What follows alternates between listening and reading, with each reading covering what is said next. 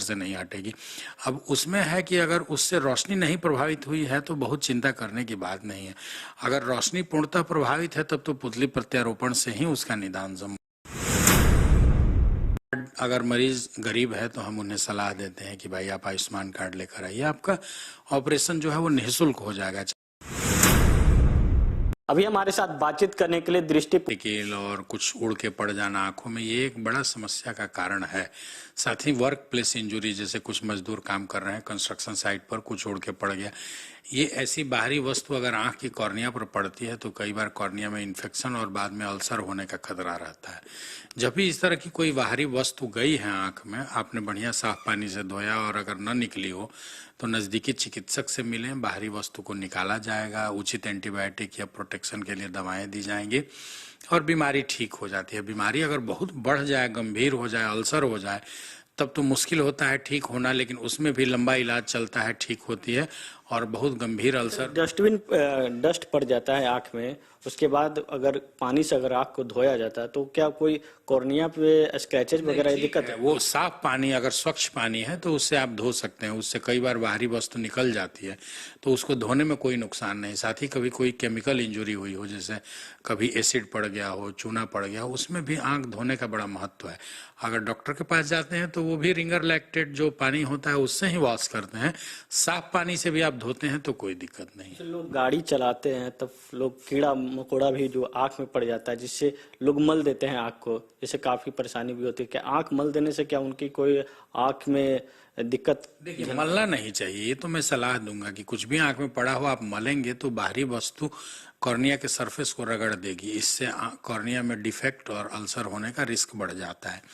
जब भी कोई बाहरी वस्तु पड़ी हो तो तुरंत नज़दीकी चिकित्सक के पास जाएं, वो माइक्रोस्कोप में देखकर उसको निकाल देंगे और उचित दवा देंगे। मलने से समस्या बढ़ेगी। दृष्टिपुंज आई हॉस्पिटल में क्या क्या चीज की इलाज होती है आंख से? जैसे कॉर्निया हो गया और भी कई मोतियाबिंद की हो गया, अगर बिना ऑपरेशन करने के बिना क्या मोतियाबिंद के समाधान हो सकता है? जी देखिए, यहाँ हमारे अस्पताल में आंखों की हर बीमारी का इलाज होता है, लेकिन जहाँ तक मोतियाबिंद का प्रश्न है तो मोतियाबिंद का समुचित इलाज ऑपरेशन से ही संभव है।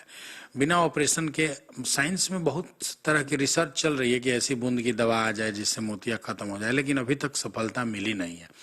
लेकिन ये बताने में बड़ा अच्छा लग रहा है कि देखिए, मोतियाबिंद का वन टाइम ऑपरेशन है, एक बार ऑपरेशन होगा, अत्यंत सुरक्षित और सटीक ऑपरेशन है। एक बार ऑपरेशन करके लेंस लग गया, जीवन भर के लिए मोतिया से मुक्ति हो जाती है। और अगर अच्छा लेंस प्रत्यारोपण होता है, ट्राईफोकल, मल्टीफोकल, इडॉफ लेंसेज, तो मरीज की ऑपरेशन के बाद चश्मे पर निर्भरता भी अत्यंत कम हो जाती है, तो मरीज को पहले से भी ज़्यादा अधिक और अच्छा दिखता है। तो मोतियाबिंद अगर है तो घबराए नहीं, ऑपरेशन से चिंतित होने की जरूरत नहीं है। सही और समुचित ऑपरेशन से ये बिल्कुल ठीक हो जाता है। ऑपरेशन के बाद जो लेंस लगता है, अगर सक्सेस नहीं किया तो फिर तो कई बार ऐसा होता है, ऐसी समस्या होती है कि ऑपरेशन के बाद जो लेंस लगा है, अगर झिल्ली कमजोर है तो लेंस खिसक जाता है, कई बार पीछे चला जाता है रेटिना पर, या लेंस आगे आ जाता है।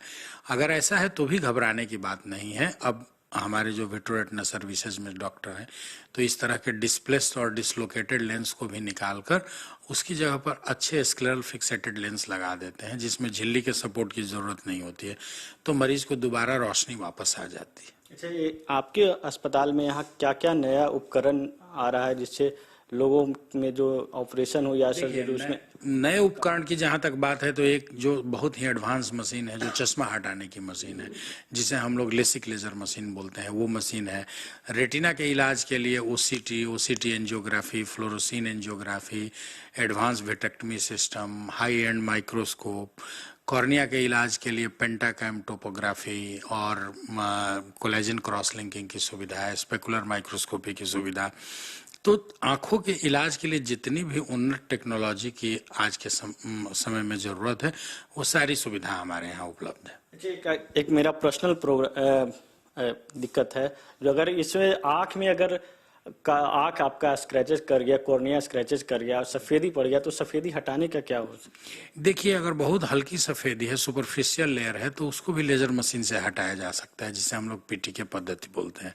लेकिन अगर बहुत डीप ओपेसिटी है तब तो वो लेजर से नहीं हटेगी। अब उसमें है कि अगर उससे रोशनी नहीं प्रभावित हुई है तो बहुत चिंता करने की बात नहीं है। अगर रोशनी पूर्णतः प्रभावित है तब तो पुतली प्रत्यारोपण से ही उसका निदान संभव है। लेकिन अगर हल्की फुल्की ओपेसिटी है और उससे रोशनी नहीं प्रभावित है तो उससे चिंतित न हो।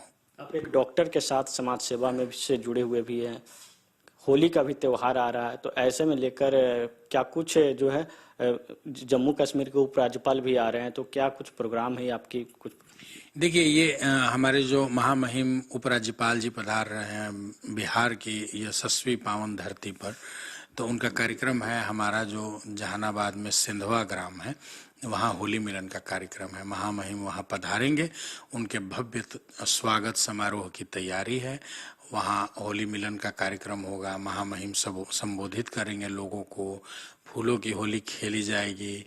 वहाँ लोक गायन का भी कार्यक्रम है और जनता में उनके आगमन से विशेष हर्ष और उल्लास है।